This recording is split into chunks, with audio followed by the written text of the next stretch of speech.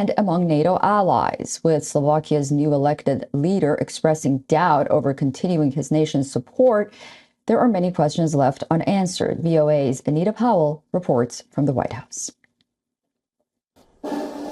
Cracks are appearing in the wall of Western support for Ukraine as President Joe Biden beseeches congressional Republicans to grant the $24 billion he seeks to fortify Ukraine against Russia's invasion. Congress over the weekend passed a stopgap spending bill that keeps the U.S. government open for another 6 weeks. But that package did not include the Ukraine aid, leading Biden to appeal across the political aisle to legislators who have expressed concerns about accountability and exasperation that the war is still raging after more than 19 months. I hope my friends on the other side keep their word about support for Ukraine. They said they're going to support Ukraine in a separate vote.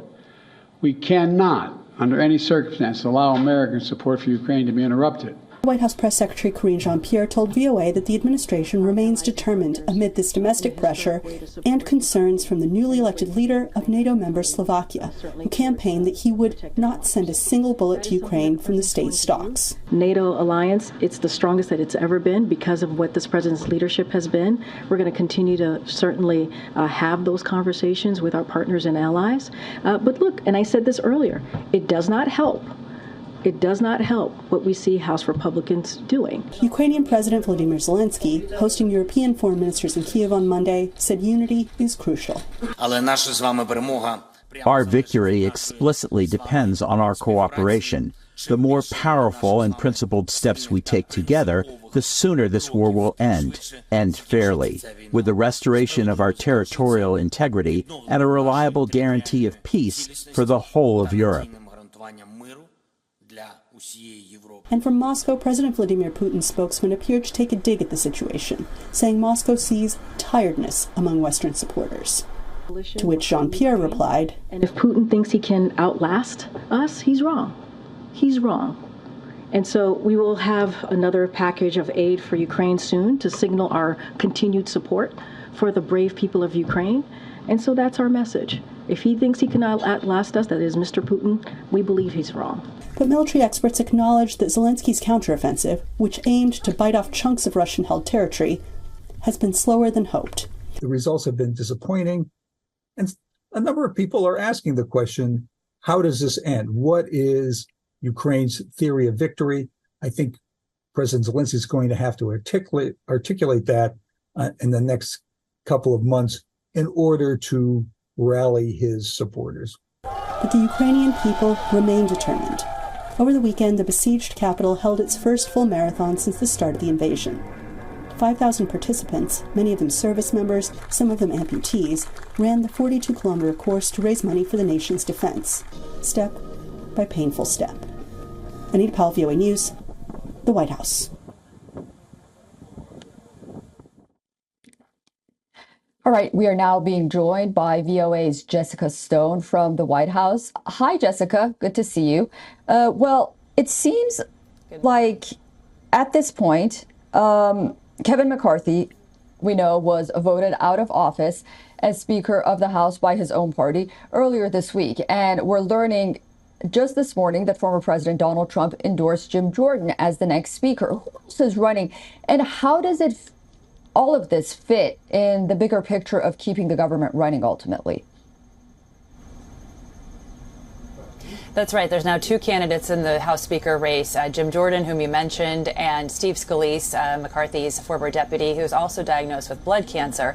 And that will, of course, be a factor in his candidacy for some of the voters. McCarthy's ouster really means that the House Republicans can't govern. They have no one in charge of their party until they elect a new speaker. That means no legislation is going to pass the House and be sent on to the Senate. And, you know, we do have this 45-day period ending November 17th in which the House of Representatives does need to pass a spending measure, whether it's another temporary spending measure called a continuing resolution or a longer term resolution that would fund the government for a longer period.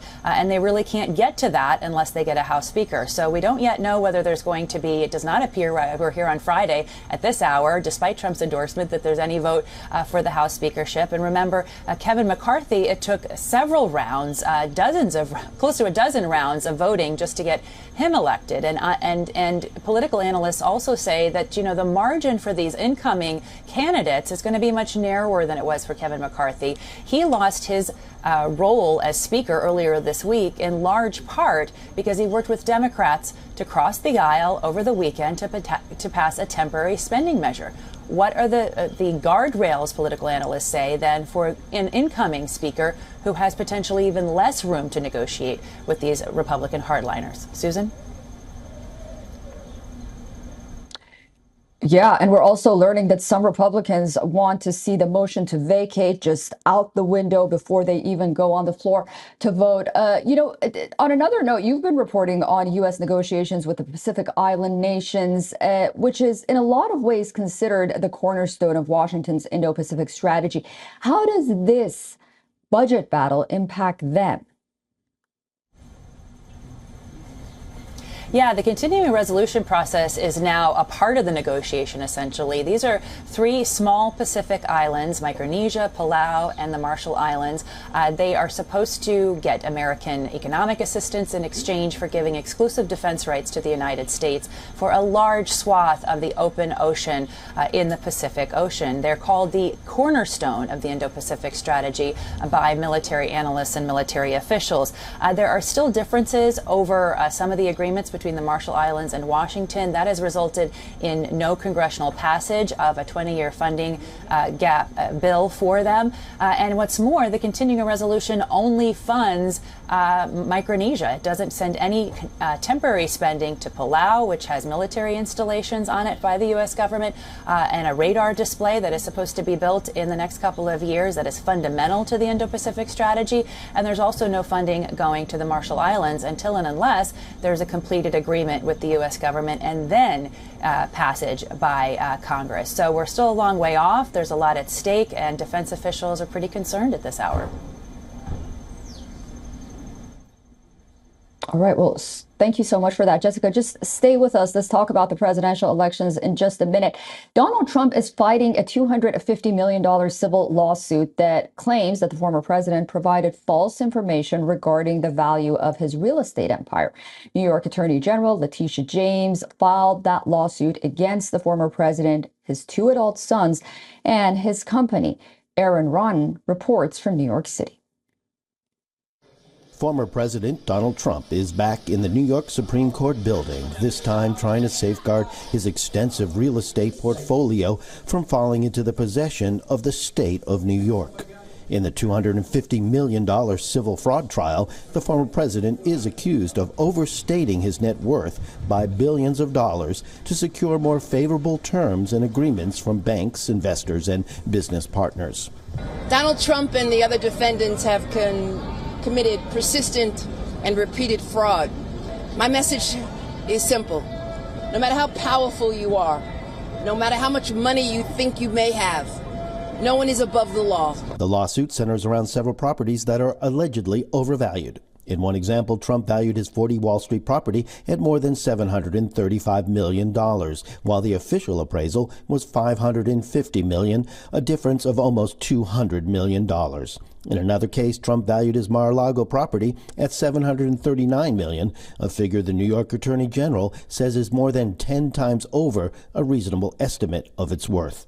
Trump vehemently denies these charges. This is a continuation of the single greatest witch hunt of all time.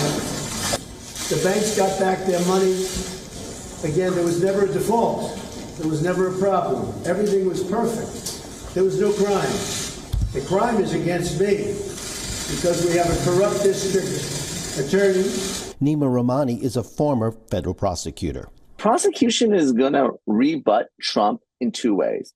They're going to try to get into his mind, show his knowledge and intent. The second way are to put on experts who are going to testify that the true value of these properties was nowhere near what Trump and his lawyers and accountants said they were. Rahmani says cases like this one are uncommon. As a former federal prosecutor, these types of inflations are not common. Now, folks may get away with it because unless there's a report or a complaint, this information, this evidence, it may not come to the attention of law enforcement and prosecutors. But if they do, this type of fraud upon a bank is a crime, both at the state and federal level. Even as witnesses testify against him, Trump says the civil case and 4 separate criminal indictments that he faces are helping him politically. I can tell you the voters getting it because every time they give me a fake indictment, I go up in the polls, and that's never happened before. Professor Esther Fuchs, a political science professor at Columbia University, challenges Trump's assertion. His favorability versus unfavorability rating seems to be impacted by some of these indictments. Right now, he has about a 59% unfavorability rating. Donald Trump has a lot to worry about from these indictments, even if he thinks it's boosting up his ratings. As the former president fights to maintain his real estate empire in court, the real impact of his legal troubles on his White House bid is still unclear. Aaron Rainin, VOA News, New York City.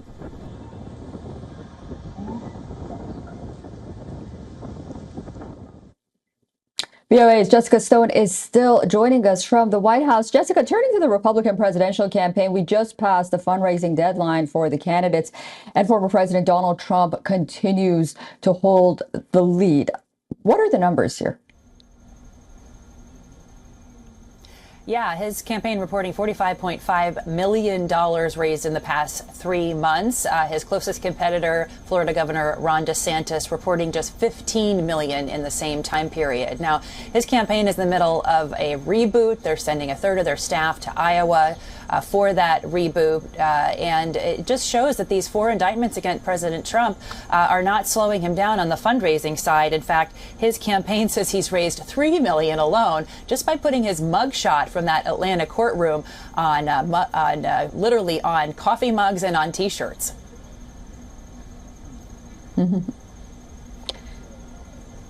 Yeah, that's right. And another presidential candidate, Cornel West, who is an academic and progressive activist, is changing parties in his race for the White House. He's now running as an independent, previously running under the ticket of the Green Party. What's the rationale for that?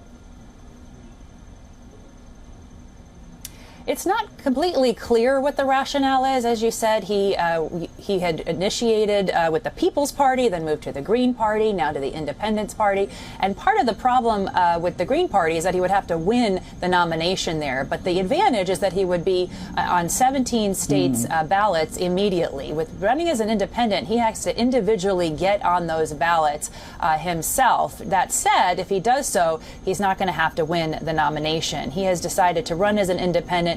And Biden supporters are still concerned, though, that he could pull progressive votes away from the president during the general election and potentially during the primary as well. For his part, West says he's not a spoiler. He told the Wall Street Journal, quote, he is just trying to reach disaffected voters. Susan? Yeah, and we're expecting to hear from RFK Jr. as well. He wants to leave the Democratic Party, run as an independent. So a lot of news coming next week. Jessica, have a lovely weekend, and thank you so much for joining us. You bet.